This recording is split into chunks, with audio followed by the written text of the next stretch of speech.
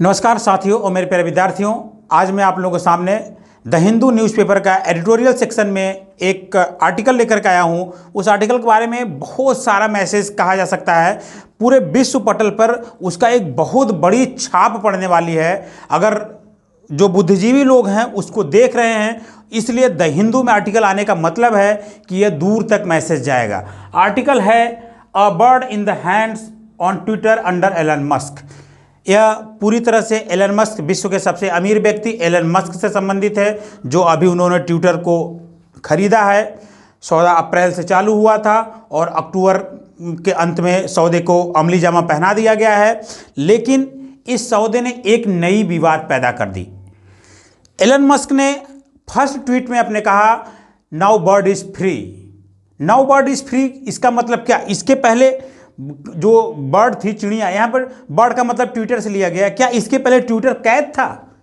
Twitter कैद था कि ट्विटर अब कैद हो गया है? यही हमारा मुख्य प्रश्न है और यही पूरे आर्टिकल का पूरी थीम है। जिस ट्विटर पे लगभग 2 डेली एक्सेस होता है, वह एक पावरफुल, समझ लिए कि बेंचमार्क है, जहां से बहुत सी डीलिंग हो सकती है। आने वाले समय में ट्विटर एक बहुत बड़ा रोल निभा सकता है। हमारे दूरदर्शियों द्वारा यह सोचा गया है कि अगर वो ऐसा सोच रहे हैं तो गलत नहीं सोच रहे हैं, कहीं ना कहीं कुछ बात है। एलन मस्क की जो बात नाउ बर्ड इज फ्री, यह पूरी तरह से एक ऐसा मैसेज देती है जो कि अपने आप में एक बहुत ही विरोधाभास क्रिएट करती है।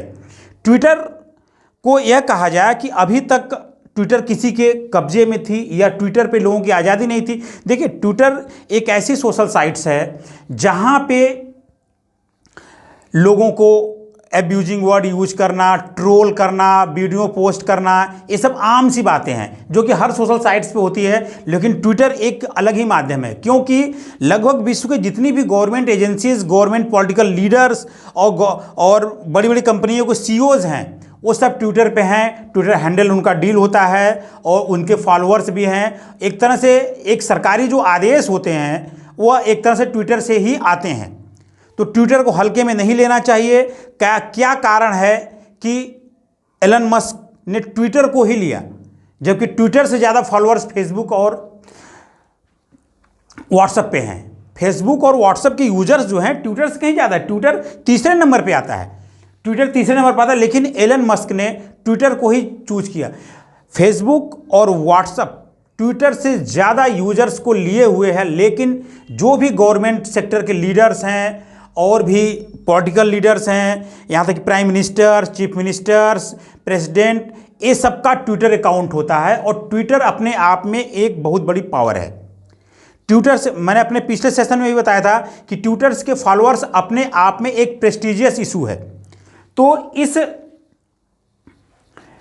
लेख के माध्यम से मैं यह बताना चाह रहा हूं, एक्सप्लेन करना चाह रहा हूं कि आने वाले समय में ट्विटर एक डीलिंग का बेंचमार्क होगा। आप कह सकते हैं कि ट्विटर अगर अब तक कैद था तो ऐसी किसकी हिम्मत है जो डोनाल्ड ट्रंप, विश्व के सबसे शक्तिशाली व्यक्ति, अमेरिका के राष्ट्रपति होते हुए भी उनको ट्विटर ने ब्लॉक कर दिया। ट्विटर की इतनी हिम्मत, ट्विटर की इतनी हिमाकत कि उसने डोनाल्ड ट्रंप को ब्लॉक कर दिया। लेकिन क्या आने वाले समय में ऐसा हो सकता है कि ट्विटर को ब्लॉक किया जा सकता? एलन मस्क जो कि एक बहुत बड़े व्यापारी हैं और इनको अचानक डिसीजन लेने के नाम से जाना जाता है। यही कारण था कि जब ट्विटर को खरीदने की बात हुई तो ट्विटर के शेयर को स्टॉक एक्सचेंज ने ब्लॉक कर दिया, रोक दिया कि 24 आवर्स 48 आवर्स के लिए उसके शेयर्स को कोई खरीद नहीं सकता और बेच नहीं सकता है। क्योंकि एलन मस्क के जो अचानक डिसीजन लेना है, क्या करना है, यह अचानक मार्केट में खलबली पैदा कर सकता था, पूरा स्टॉक एक्सचेंज भी क्रैश कर सकता था। इनके आदतों से वाकिफ थे, इसलिए स्टॉक एक्सचेंज ने भी उसको रोक दिया। जैसे कहा जाता है ना कि भैया अपने तो डूबा करी, उन्होंने के लेके डूबी, सबके लेके डूबी, वही कारण है। लेकिन ऐसा नहीं है। अब ट्विटर इनके पास में आ गया है, विश्व के सबसे अमीर आदमी है, स्पाइसएक्स के मालिक हैं और ढेर सारे इनके बिजनेस हैं। इलेक्ट्रॉनिक्स कार बनाते हैं। आने वाले समय में विश्व के अनेक देशों में इनका बिजनेस होगा। क्या ऐसी कोई हिमाकत कर सकते हैं? वह ट्विटर जहां पे कोई भी व्यक्ति फ्री होकर के पोस्ट डालता था और उसका ट्रोल या उसकी वाहवाही लेता था, लेकिन क्या अब ऐसा हो सकता है? एक ट्विटर का मैसेज अपने फॉलोअर्स के अंदर एक खलबली मचा सकता है। आने वाले समय में यह एक डीलिंग बेंचमार्क्स बनेगा, क्योंकि ट्विटर एक ऐसा प्लेटफॉर्म बनेगा जहां से लोगों को अपने लीडर्स को समझने और उनके द्वारा चलाए गए अभियानों के माध्यम से गाइड किया जाएगा। लेकिन अगर यह गाइड, जैसे कहा गया ना, a bird in the hand in Elon Musk, यानी कि अब चिड़िया एलन मस्क के पास आ गई है। चिड़िया कोई आज़ाद नहीं हुई है, चिड़िया इसके पहले आज़ाद थी और अब आज़ाद है।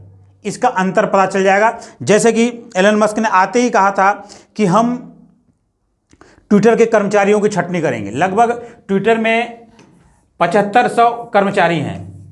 7500 कर्मचारियों में से इन्होंने कहा था कि हम 75% कर्मचारियों की छटनी करेंगे, और आते ही इन्होंने जो टॉप लेवल था, पराग अग्रवाल और उनके साथ जो टॉप लेवल के थे, उनको भी आउट करने की घोषणा कर दी है, और जो भी उनको देना है मुआवजा वगैरह वो देना है, उनका सेटलमेंट होगा। लेकिन एक भारतवंशी को, एक भारत के आदमी को उन्होंने ट्विटर से भगा दिया। ये उनका क्या कारण था, ये बात की बात है। लेकिन हम समझेंगे इस बात को कि अब ट्विटर किसी की कैद में है या पहले कैद में थी। अगर वीडियो पसंद आए तो वीडियो को लाइक करिएगा और सब्सक्राइब करिएगा।